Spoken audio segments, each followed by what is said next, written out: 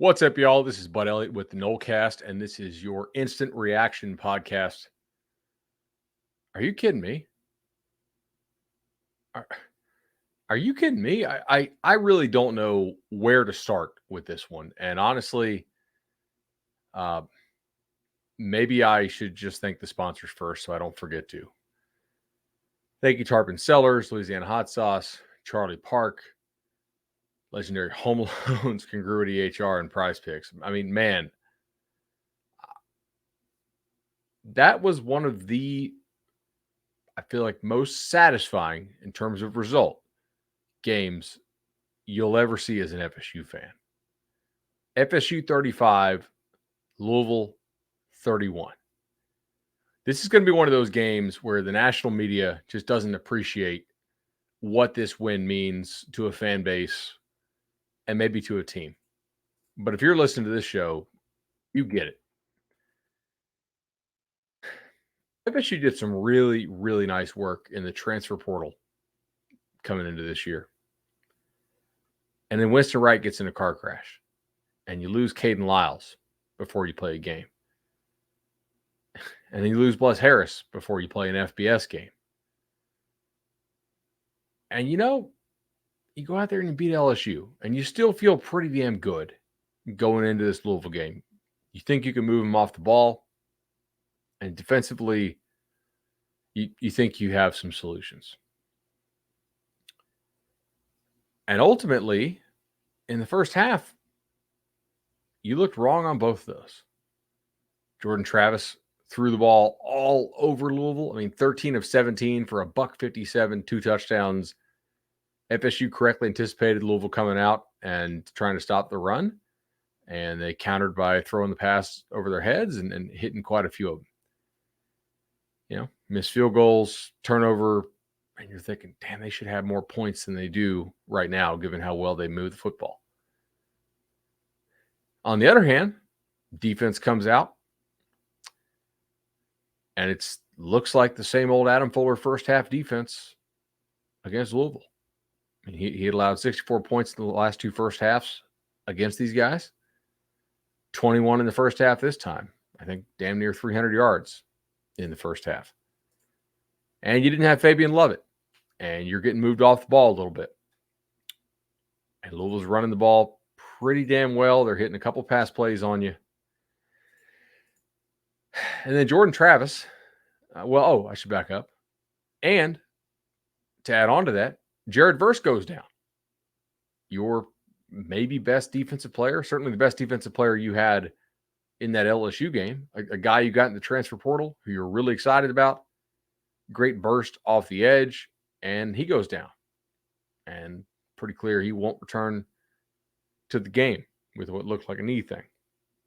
So, man, I don't know how many stops they're going to get here. It's like, really, are they going to do this? 'Cause you feel like this team is better than this. And then just the most important guy on your team, by far, Jordan Travis, who has always been a great runner, and this year was looking like a much improved passer through 6 quarters of FBS ball, the LSU game, and the first half here. He gets what looks to me like his ankle grabbed, and even though the resulting play didn't count as an interception, his knee was down. Jordan was also down for the game. And I don't know how long he's going to be out. I think it's kind of encouraging that he was in a boot and not like some kind of big knee brace, that suggests to me that maybe this doesn't, and I'm playing doctor here just off TV, but suggests to me maybe this doesn't have to be a full season type thing. But you're thinking, man, this is not good. It's just not. Like, you've not been able to stop Louisville. Now your top D end's down. You're already missing your top D tackle in Lovett. And then your quarterback goes down. And Travis is, one of the best players in the ACC. Really, really good college quarterback. And his backup, Tate Rodemaker, has not been at all, right? Not in spring games, not in game action. Basically, anytime he actually had to be put into a game prior to this, he didn't look good at all. Didn't look like an FSU caliber quarterback, to be honest. And yet, FSU comes through in a major way. Major way. Right before the half. So you get a couple drives here, right? Let's revisit the second quarter. I thought this was pretty big. So Louisville scores, right, to go up 21-14. Jordan does the whole not intercepted thing. Rodmaker comes in, throws incomplete. Huge stop by FSU there, I thought, right? To get that fumble at the end of the first half by Tatum Bethune. Now, was the guy down? No, I don't think. At least thank you, poor camera work by ESPN for not capturing a clear angle.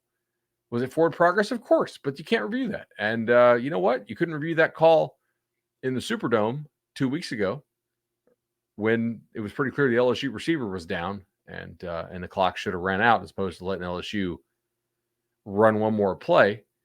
That turnover before the half ended up being absolutely huge because if Louisville scores there, I don't know, maybe you don't come back and win this thing, right? Who knows? Now they don't do anything with that drive, but it was just that was the one they had a real shot to because then you flip field position right before the half and you're like, okay, got to the locker room. You finally you popped a run there with Trayshawn Ward for 28 yards right before the half, and you thought maybe they can get a field goal out of this or something like that. They didn't, right? Because Rodemaker threw a pick,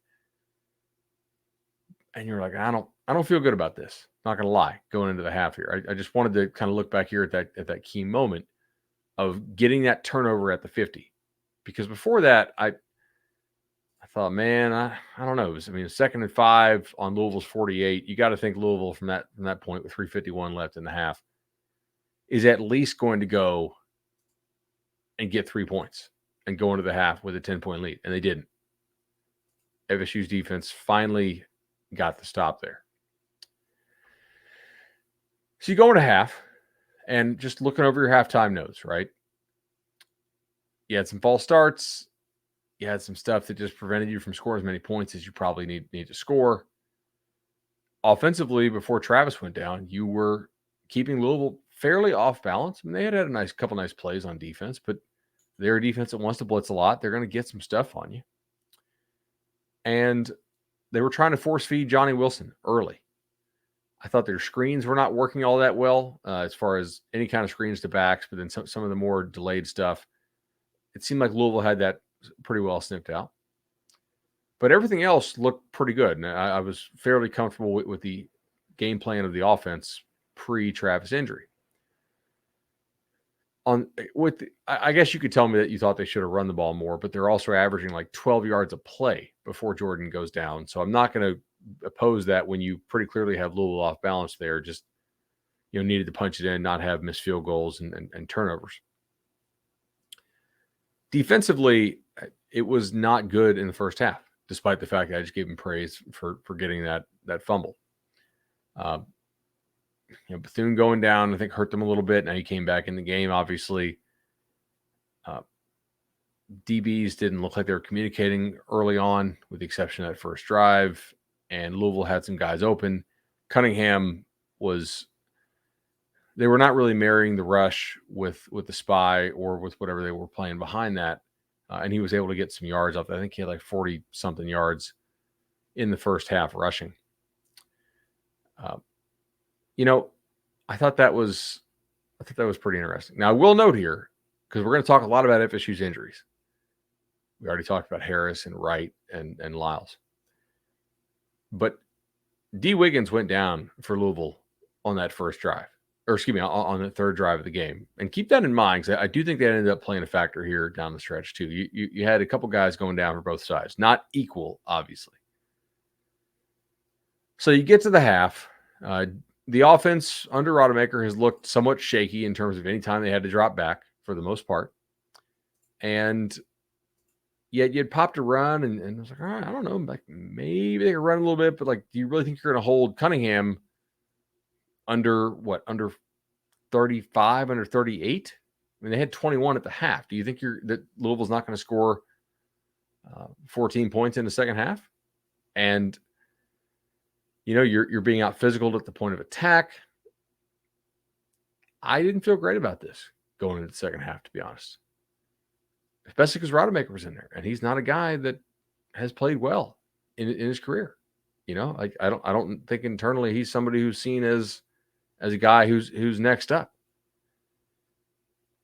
And I just think that coming out of the half, FSU, they just had a different energy than Louisville did. I don't know if you guys sensed that, but just watching them come out of the half, it was just different, right? They were playing harder, I thought, than Louisville was. They took their effort level and their energy level to a level that Louisville was having trouble matching. And I thought that first drive where they come out and tie the game was just so damn vital, man. So, starts out Trayshawn Ward run for 3. Then all of a sudden they're running some little RPO glance route stuff to Johnny Wilson. They're using Johnny Wilson's size. And they were trying to target him in the first half. And he had a couple looks. And I think Johnny Wilson would have had a big night regardless, because clearly he was in their game plan. But he uses that big body to get inside on that glance route against Brownlee, who transferred away from you. 22 yards. Trayshawn for 4.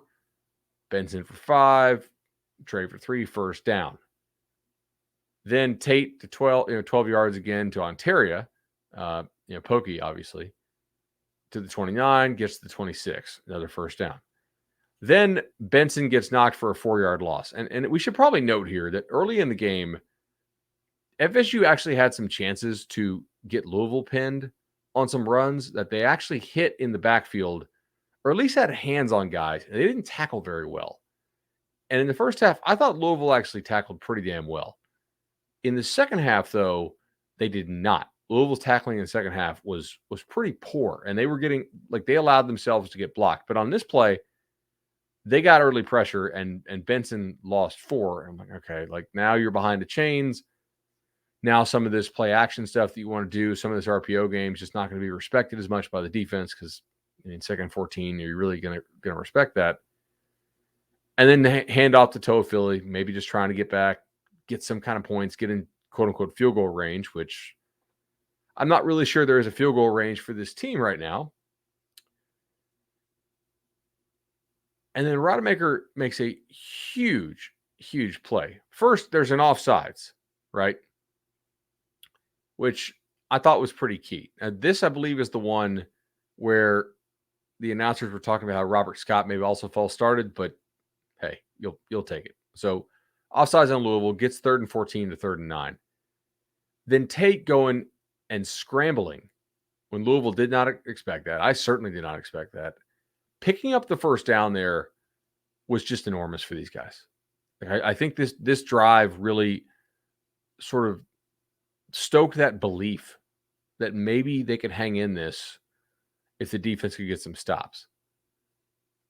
And then next play, Toafili off the right side, showing some nice burst there. Touchdown, tie ball game.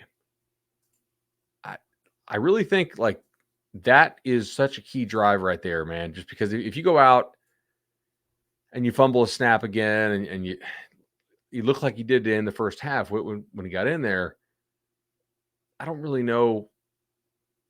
Do you win this game if you don't come out and score out of the half? Maybe you do. Maybe not. And then the defense started doing a couple things. They started, first of all, they started to tackle better.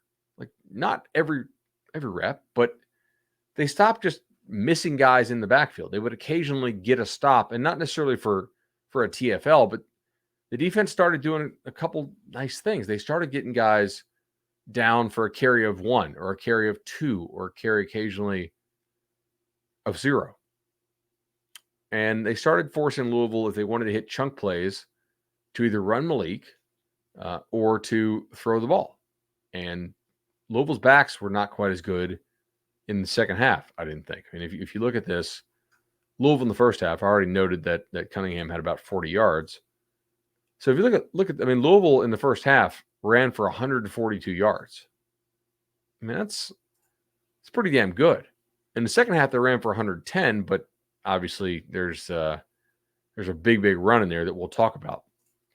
That is a big chunk of that. I think Louisville's success rate running the ball in the second half was nowhere near as good as it was in the first half. So you get that going on.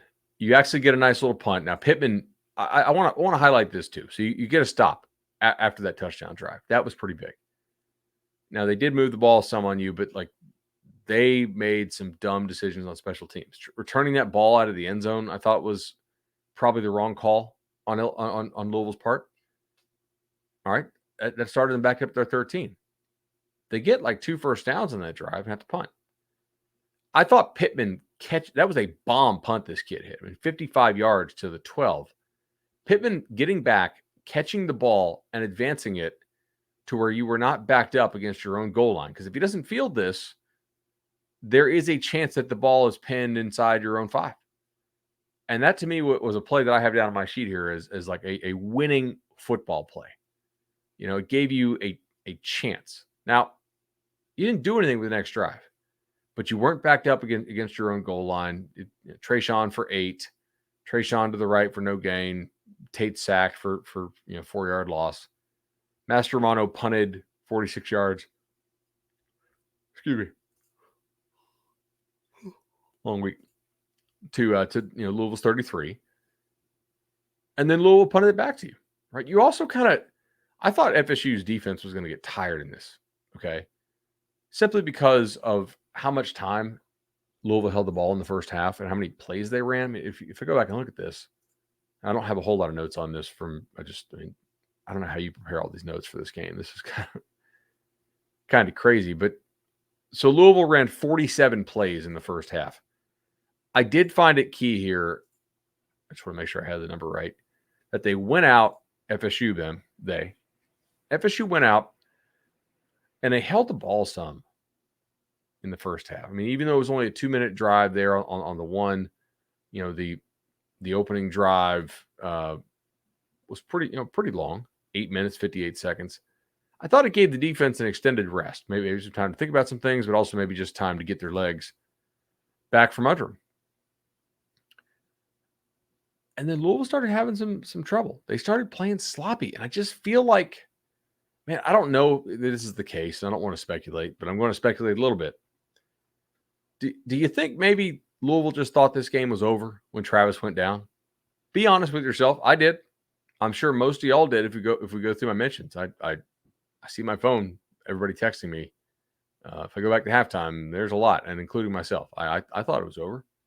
I didn't think Rodemaker was going to be able to score enough points in the second half to handle Louisville. But the defense also did a nice job in the second half here. And I thought part of that was the offense holding the ball for them and maybe getting them a chance to perhaps get Louisville out of rhythm. But Louisville was sloppy, man. It was like a different Louisville team in parts in the second half. They committed some dumb false start penalties that they didn't do in the first half. They weren't making winning plays. They weren't running routes to the sticks. They had a number of cases in which they came up a yard short just by, and I think 2 of the 3, just a lack of attention to detail. I was very impressed by how hard FSU kept playing and fighting. And I do think that is part of this team, believing in Mike Norvell and having that winning culture that he's trying to instill there. And they do a lot of things that, maybe could still be better. But what you can't say is that this team doesn't play hard for Mike Norvell, because they do. So you get this thing. All right, trade another punt. Benson for 8, Trey for 1. Abdullah breaks up, tips that pass for Rodemaker, or from Rodemaker to Pittman, and you're thinking, damn it, like it was a great opening drive. They're still playing hard. The defense just got you some stops. You almost think, I was thinking at the time, you need to strike now because Louisville's going to figure out Rodemaker at some point, right? They already kind of had him figured out, I thought, in the first half, but then it was maybe just jitters by him. And they're going to see a couple things. They're going to throw a couple things at him, and finally they're going to get him. And FSU, after the opening touchdown, right? Punt, the one time, but they never really had great field position. I will say Mastromano hitting just an absolute bomb of a punt there from his own 11 is probably going to go unnoticed.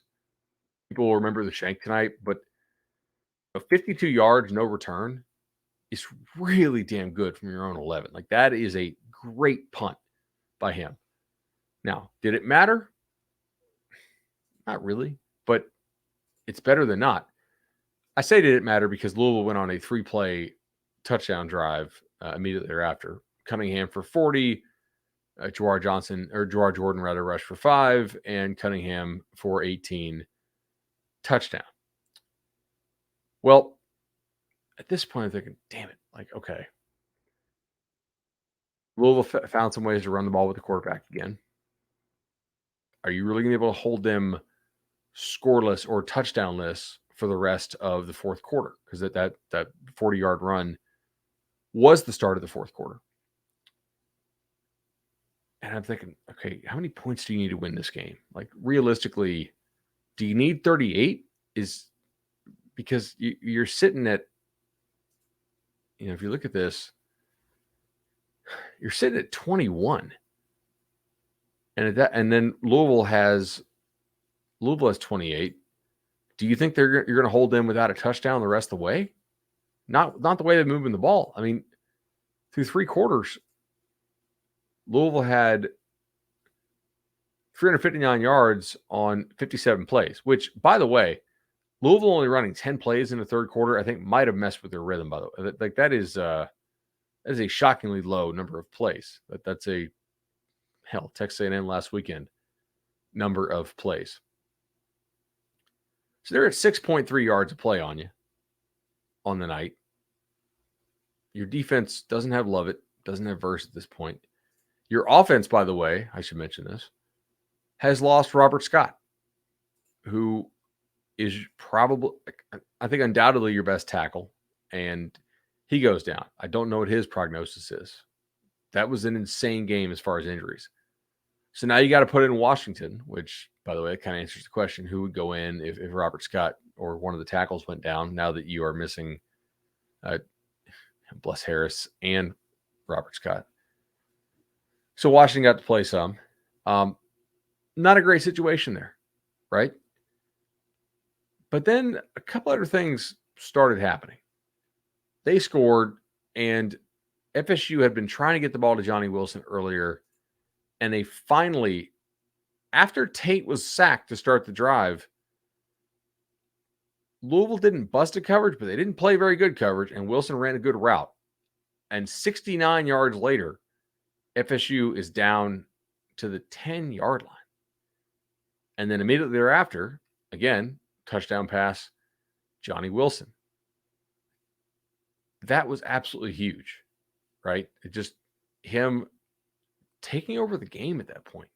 Johnny Wilson's a guy that we've wanted to see dominate, right? Like, you see him, you go out there, you watch him in person, you say, gosh, that guy, he is something else, man, physically. Like 6'6", 6'7", for his size, has good speed. And yet there was always sort of that, okay, can he run routes well enough? Okay. Can he catch the ball? Because that's always been the knock. Sometimes he can't catch the ball in air. Tonight, though, he caught the crap out of the ball.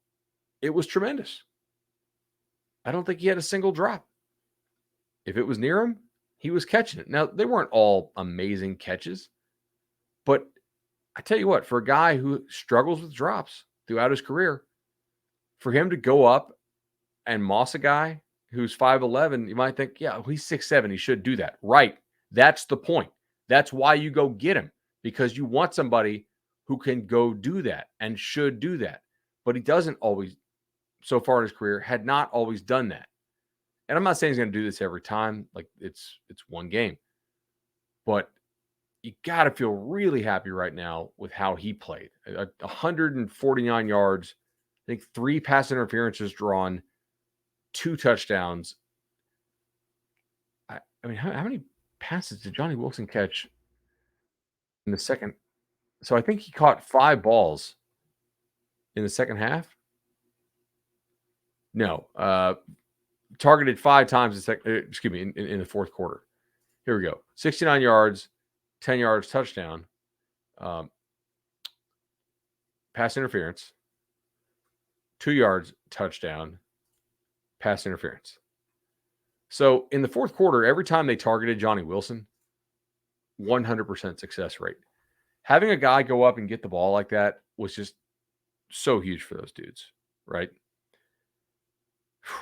Man, I was extremely impressed with his performance tonight.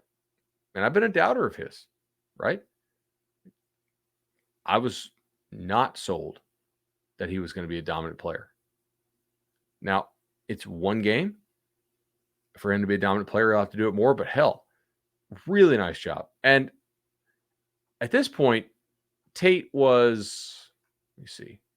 I can do some quick math on this probably. So complete for 22. So 1 for 1, 22, 2 for 2, 34. All right. That's offsides, doesn't count. 2 for 2, 34. That's a sack, -4. 2 for 2, 34 with a sack, -4. And then incomplete, 2 for 3 for 34. And in the second quarter, he was 3, 2 for 4, 3 for 5 for 28. Okay. Intentional grounding. So basically 2 sacks, -14. 3, 5, 28, 2 sacks, -14. And then intercepted. So 3 for 6 with a pick and 2 sacks. 3 for 6 with a pick, 28 yards. Terrible. And then 2 sacks already, if you count the intentional grounding as a sack, for -14 yards. And then he had also taken a sack on that drive. So at that point, I mean, 3 for 6 with the pick, 28 yards, and then 3 sacks, -10 yards.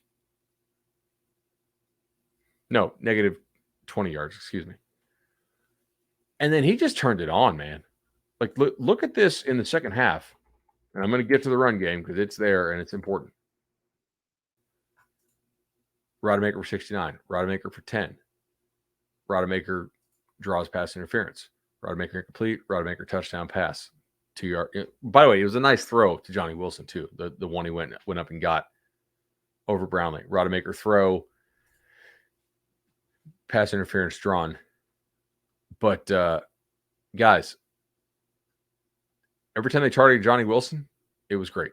They targeted almost nobody else there in that fourth quarter. And then I think they just saw something that they could run the football on Louisville. And I wonder when they saw it, because it had to be on one of the prior drives. So after you held Louisville to the field goal, which, by the way, is really important, you finally got something there, right? You stopped Cooley for a loss of 2 yards, and you kind of got him to just blink. If Louisville scores a touchdown there, it's 35, not 31. Do you win this game? If you had to go to overtime with all these guys out, do you win the game? Maybe, maybe not. Okay, so then they just start running. Forrest Gump voice. I was running with really good success. So Toe Philly rushed for 2. Okay, not great. Then you get the whole pass interference call, which I think that one was definitely the right call. Benson rushed for 7.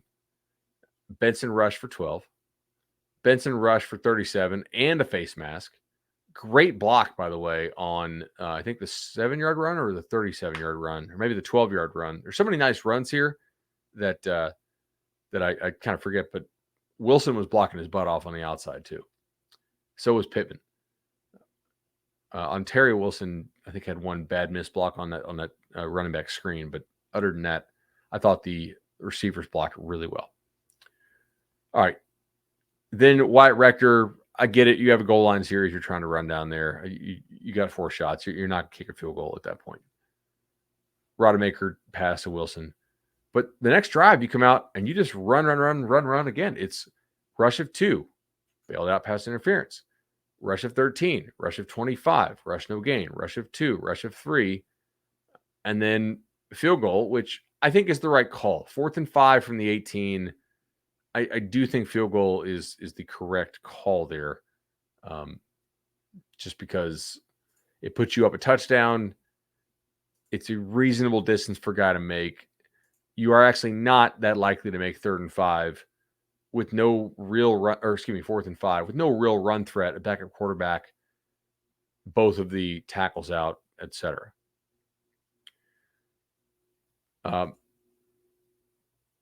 And then that was your last drive of the game. You just ran it all over them in the second half. It was running the ball and Tate trusting it and feeding Johnny Wilson. You know, I look at these quarter half cumes, right?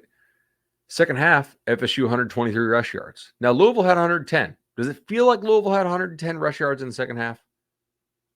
Because FSU had 123 on 26 carries, which isn't even that good of an average. It's 4.7, but it felt like they just ground that thing away.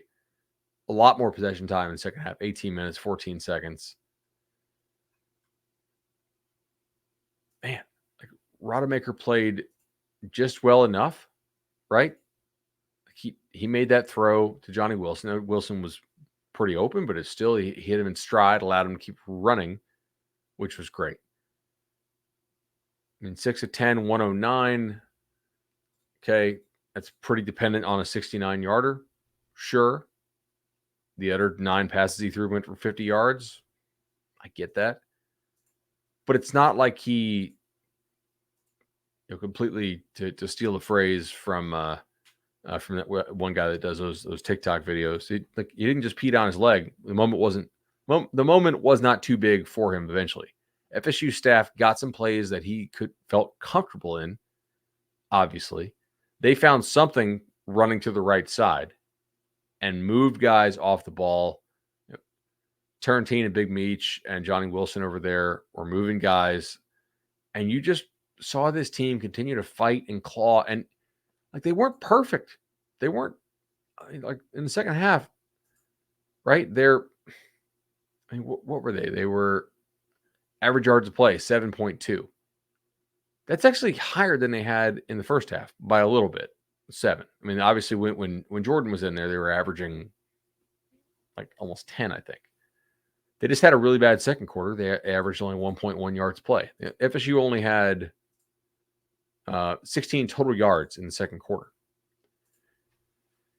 But they kept fighting, and I think that Louisville failed to match their energy in the second half, which is crazy, playing at home, playing a game that, I mean, honestly, is huge for your season if you're the Cards. And FSU took their energy and their fight to a level that I didn't think Louisville matched. Now, look, did they lose, Huggins, Bruce, their other receiver? Yeah. And I think that was a big deal. Like, you don't have Wiggins, you don't have Bruce. Sure. But look at all the guys FSU has out. That is significantly worse, I would say, at that point. Anyway, you get one stop, you force one field goal. McClendon comes up big a couple times. Louisville runs a lazy route there, and it allows Jamie Robinson just enough time to get in front and swat the pass away, which was obviously huge. I mean, if the guy runs a good route, that may be a first down. Maybe we're talking about a different thing and how this was a really hard-fought, inspiring loss as opposed to a hard-fought, unbelievable comeback victory with the backup quarterback, without probably your best defensive player, without your 2 best tackles in Scott and Harris, without the guy that thought was going to be your starting center, without your best D tackle in Lovett, with Cooper, Marion Cooper, the corner, who still didn't start the game. He played some. My thought is he's probably still dinged. You have all that going on. You got a kicker going 0-2. In what world does FSU win this game? If we had done the preview and we had said, hey, they're going to lose Jordan Travis within the first 25 minutes of this ballgame. They're going to lose Robert Scott shortly thereafter. They're going to lose Verse before all of that. Lovett's not going to make the trip. Maybe he'll be back Who knows? Wake or Clemson or something like that. Maybe. Your kicker's going to go 0 of 2. You're going to shank a punt. You're only going to be +1 on turnovers on the night. And you're going to win this game with Tate Rodemaker playing quarterback. You would have thought we were drunk. And we've done one buzz before. But you would have thought we were on something pretty special. And yet they pulled it out and they fight. And I don't, hats off to Tate Rodemaker. Amazing, right? Like, I don't know what to say. I did not expect that. That was incredible. All right. I don't think I've mentioned the name Ward yet, but if you have to do 75, 100 episodes a year, you're going to get a lot of stuff wrong. You're also going to get some stuff right, hopefully. And I will say, like, that is one of the best walk-ons. I mean, I know he's on scholarship now, but that is one of the best walk-on takes this program has ever had. That guy is really damn good. Just the lateral quickness and the shiftiness he has is pretty special. I thought Benson had some nice momentum runs tonight. Toafili was a nice change of pace. It was FSU just outcoached Louisville and they out-efforted Louisville. And I don't like falling back on the whole, like, oh, they just played harder. Didn't the crowd seem kind of dead in the second half? I don't know. Maybe the attendance wasn't that great anyway, but man, as far as what this win means, you know, I think it means that, all right, best case, if you somehow get all these guys back in time for the big games, it keeps your hopes alive in the Atlantic because you did see some guys step up. It means that you are doing a good job of developing some players, guys who have to step up and step in. And they're not great, but they're not terrible, right? They're serviceable. And that means you're cultivating serviceable depth. That means you are hitting on a large number of your portal targets and a decent number of your recruiting targets.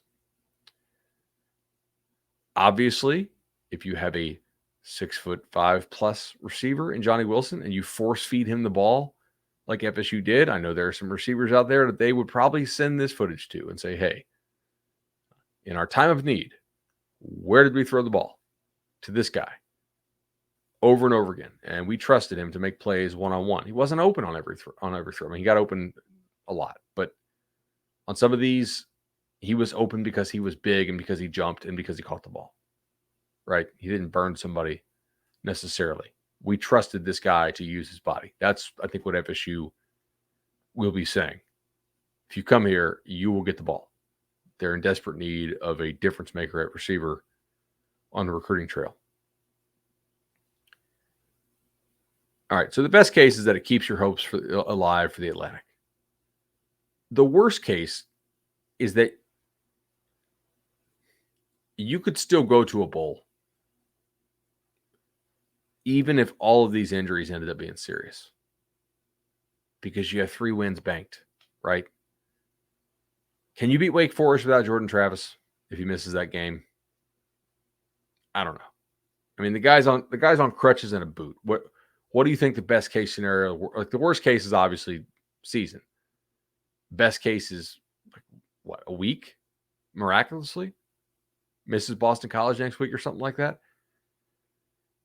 I do think though, in the worst case scenario, you have a pretty good shot to make a bowl still with ridiculously bad injury luck.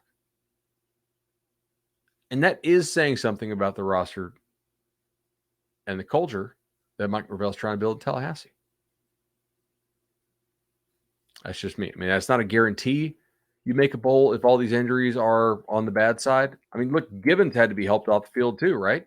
Or limped off the field, rather, at the end of the game. a lot of guys just getting dinged. And if you told me like they would have these injuries, I would say they're not winning the game and they're not making a bowl. And now we're going to get to see their fight. Maybe they can make a bowl. Maybe they can do a whole lot more. Who knows? Like it's just going to depend on the medicals. But for one night, they really, really showed the fight that I think you have to build over the course of the offseason. And that was damn impressive. All right, we will probably do another one of these on Sunday evening or Monday, and we really appreciate you all tuning in to the Nolecast. Shout out to all of our sponsors as well. We'll get this up as soon as we can. And for that, good night, y'all.